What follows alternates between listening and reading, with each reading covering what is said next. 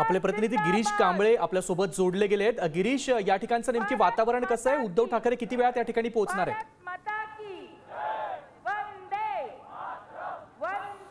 उद्धव ठाकरे साधारणतः 4:15-4:30 पर्यंत या आंदोलनस्थळी पोहोचतील। मात्र तत्पूर्वी या ठिकाणी आंदोलनाला मोठ्या संख्येने शिवसैनिक तर आहेत, मात्र विद्यार्थ्यांचा मोठा प्रतिसाद या आंदोलनाला आपल्याला सध्या पाहायला मिळतो आहे।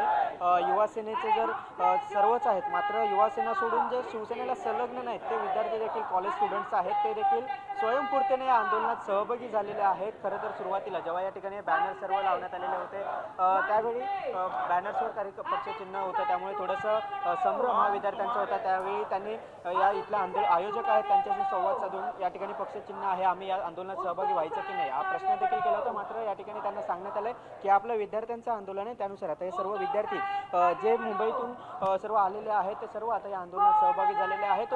उद्धव ठाकरे काही वेळातच या ठिकाणी या आंदोलनस्थळी पोहोचतील।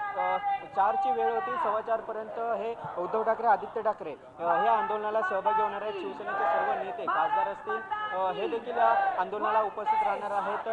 मात्र विशेष करून आपण हे आंदोलन जर पाहिलं तर याआधी शिवसेनेच्या आंदोलनात केवळ शिवसैनिक आपल्याला पाहायला मिळत होते, मात्र आजचं जे आंदोलन खरं तर विद्यार्थ्यांचं आंदोलन आहे। केंद्रीय शिक्षण मंत्री धर्मेंद्र प्रधान यांच्या राजीनाम्याचं आंदोलन, अशा वेळी विद्यार्थ्यांसाठी आज जे आंदोलन आयोजित करण्यात आले त्या आंदोलनाला विद्यार्थ्यांचा उत्स्फूर्त प्रतिसाद आहे।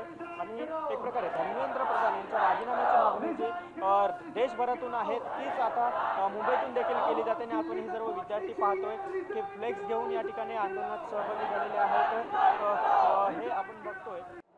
मी साम टीव्हीच पाहते, तिथल्या बातम्या मला रिलेट करतात।